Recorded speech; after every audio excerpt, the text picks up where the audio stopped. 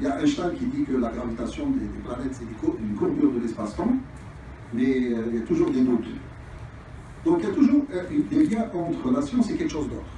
La magie, et par rapport à ça, c'est quoi la religion? Alors, la religion, lorsqu'elle devient un système de pensée dominant, qui n'accepte plus aucune théorie sur le monde, aucune théorie sur l'être vivant, aucune théorie sur l'existence, la science décline. Parce que la science, elle a besoin de cette migration de concepts, de cet échange entre des idées aussi étonnantes qui puissent paraître. Je résumerai tout ça par une phrase qui a été dite par Niels Bohr, qui disait que si quelqu'un n'est pas étonné par la mécanique quantique, alors il ne connaît pas la mécanique quantique, il ne peut jamais comprendre la mécanique. Il faut être étonné par quelque chose pour comprendre. Bon, la science est vraiment étonnante. C'est le grand succès de toute l'histoire de l'humanité, mais elle est aussi étonnante parce qu'elle repose sur une sorte de cannibalisme. On prend ceci, on prend cela, on prend de tout. Et on pratique une théorie scientifique. On ne connaîtra jamais quelles sont les motivations des scientifiques, on ne connaîtra jamais les motivations de Newton, d'Einstein, mais un jour viendra, on découvrira que ces motivations, c'est un emprunt d'une idée ancienne, qui est, par exemple, Kepler croyait, Kepler, qui est le plus grand astronome du XVIIe siècle, lui, il était un astrologue, en fait. Et il croyait qu'un effluve lumineux provenait du Soleil, et c'est grâce à cet effluve que les planètes sont retenues. Donc, Copernic, par exemple, il croyait que les planètes voyageaient à travers des sphères de cristal. C'est une idée moyenâgeuse. Donc, il y a toujours des liens entre les domaines du savoir, et il faut la tolérance. Dès qu'un domaine du savoir dès qu'un domaine veut prendre le dessus et dire c'est moi qui explique tout, les autres domaines déclinent, y compris la science. Et c'est ça la seule explication du déclin de la science dans le monde musulman. À partir du moment où les religieux ont les hommes de religion ont combattu les scientifiques, pas uniquement dans le monde musulman, là, en Byzance. Byzance, ils avaient les plus grands savants mais la science était déclinée parce que la religion a pris de l'importance. Alors, il y a eu une grande guerre civile à Byzance, une grande guerre civile qui a duré 10 ans à cause des icônes. Est-ce qu'on peut représenter les saints dans les fresques de l'église? C'est un problème. Donc, une guerre civile qui a duré 10 ans. Donc, c'est à partir de ce moment où la science a décliné. Et malheureusement, dans le monde musulman, on assiste à des phénomènes presque comparables.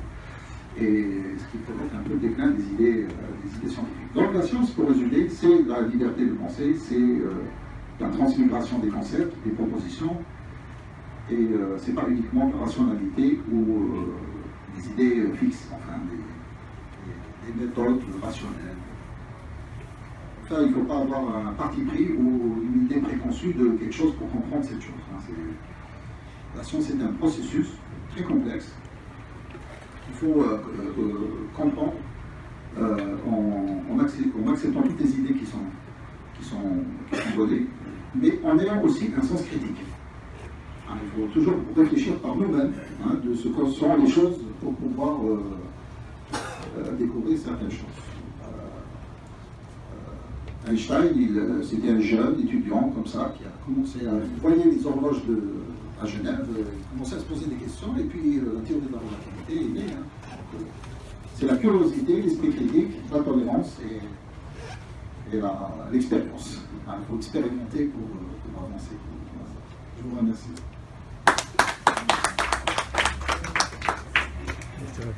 Merci, docteur. Je vous dis honnêtement, je n'ai pas tout compris, mais je suis moins idiot qu'il y a une heure et quelques. Oui, merci. Par la clarté de vos propos, et même à mon naissance, ça devient passionnant, honnêtement. Tel que c'est, j'allais dire, raconté, tel que c'est défini, honnêtement, on peut faire intéresser les gens.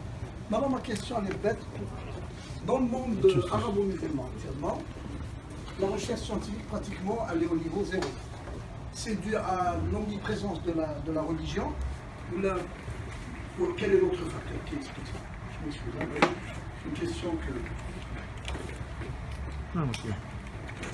C'est pas du tout une question très très importante pour laquelle une réponse toute rapide ne peut pas être donnée. Mais pour donner un indice, enfin donner un ordre d'idée sur un peu le déclin de la science, d'abord, il faut garder à l'esprit que les idées scientifiques, elles mettent beaucoup de temps pour se développer. Il ne faut pas imaginer qu'un penseur vient, il lance une idée. Mon petit livre, il est né aujourd'hui, il sera inaperçu. Peut-être un jour, il sera découvert par un groupe de scientifiques qui vont l'utiliser et il sera fécond. Donc, Descartes, c'est des siècles pour que Descartes soit reconnu. Il a fallu des siècles pour que Descartes soit reconnu. Bon, les choses peuvent évoluer rapidement dans le monde moderne à cause des médias, à cause de la technologie. Mais je pense que le déclin des idées scientifiques dans le monde musulman, c'est un processus très très très long. Alors, je dirais, ce qui est officiellement reconnu par un certain nombre d'historiens, c'est que Razali a joué un rôle majeur dans le déclin de la science, même s'il a quelque part révolutionné la science, paradoxalement, en détruisant la physique d'Aristote. Razali, c'est un penseur extrêmement étonnant. Il a fourni un effort magistral pour détruire la physique d'Aristote, mais il a détruit en même temps la philosophie tout entière. Et donc ça a été un coup très très fort. Hein. Donc, à partir du moment où...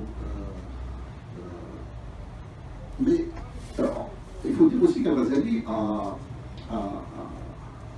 rompu avec la philosophie tout en régénérant la pensée religieuse. Donc on voit qu'un domaine... parce qu'après Razali, il n'y a pas eu de grands philosophes. On sait qu'à partir du 9e siècle, après Jésus-Christ, une série de philosophes sont apparus dans le monde musulman. Le premier, c'est Kindi, et le dernier, c'est Razali. Même Avicenne, Ibn Sina, est antérieur à Razali. Donc Razali, c'est le dernier philosophe. Donc c'est le dernier représentant de la philosophie qui a rompu avec la philosophie et qui a donc remis en cause